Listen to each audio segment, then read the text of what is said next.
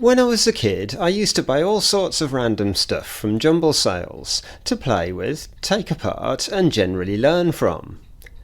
One such item was this metal box containing a portable stove.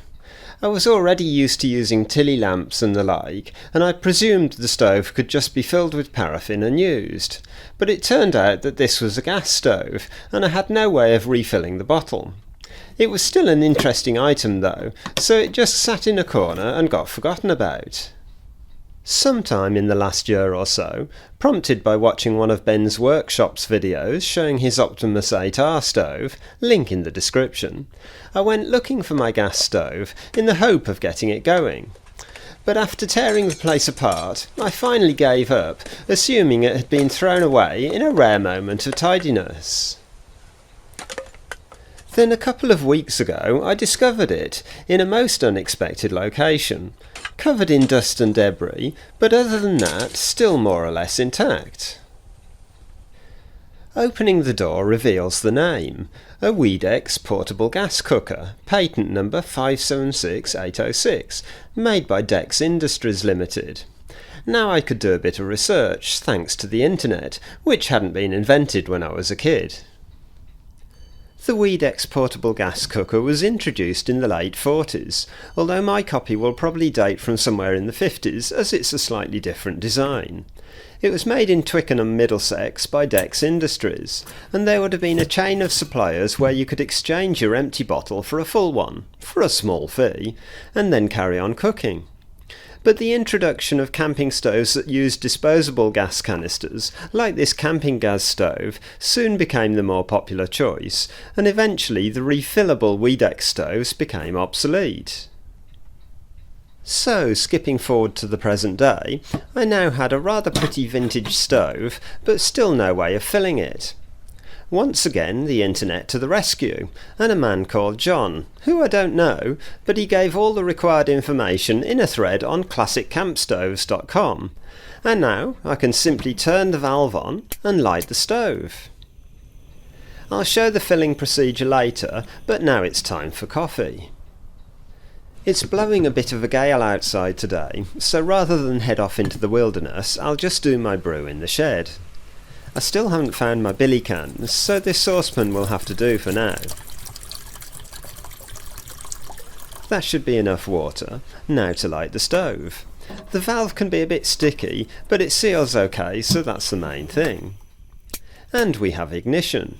So on with the pan and wait.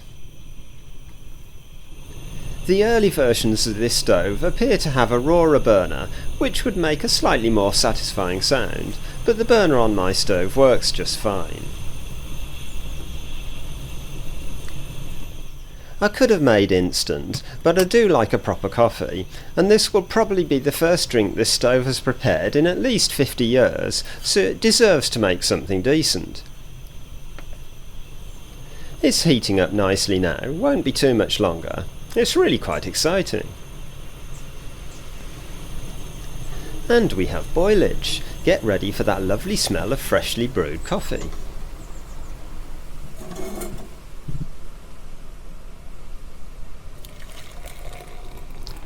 Ooh, yes, that smells so good.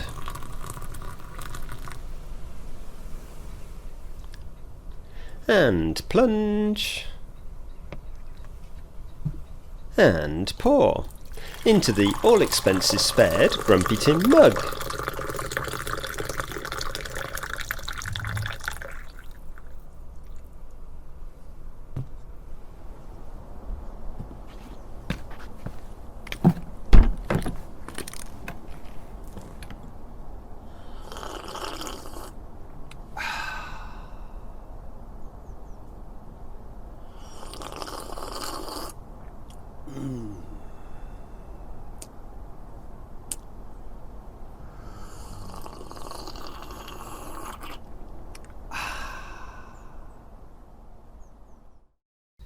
Right, coffee break over, now to refill the gas cylinder.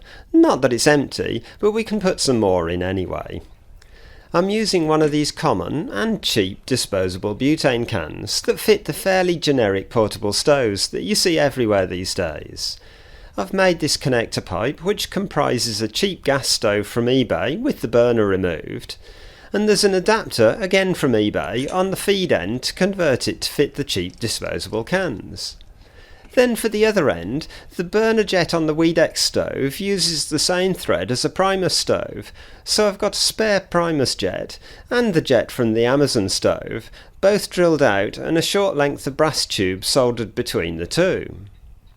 This all allows me to connect the two cylinders, and with both taps open, a very small amount of gas will transfer, but nowhere near enough to make the Wee-Dex usable.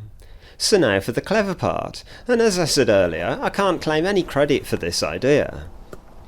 On my right is a bowl of warm water, and on the left is the Wee-Dex bottle straight out of the freezer. Carefully connect the adapter to the thread where the Wee-Dex jet was. I use a bit of PTFE tape on the Primus jet, which makes it seal without having to tighten it too much. You don't want to risk stripping the thread on the Wee-Dex. And lock the other end into the sacrificial body of the eBay stove.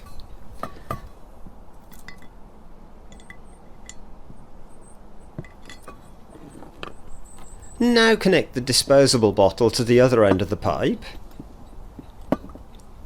Open both valves. And put the disposable bottle in the warm water. And bingo, the gas is transferring all by itself due to the temperature difference. It seems to take a couple of minutes or so to do the transfer, so I won't bore you with the whole thing.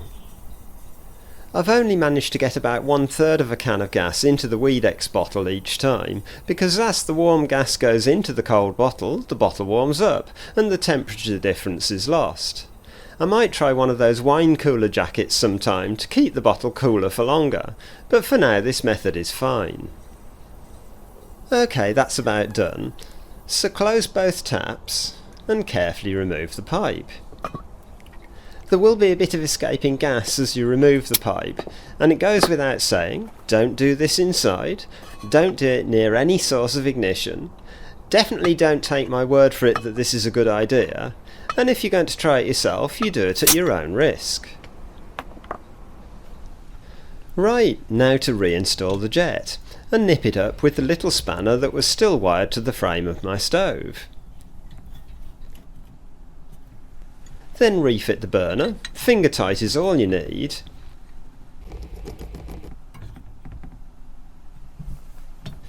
and we're ready to light up again. Just like that.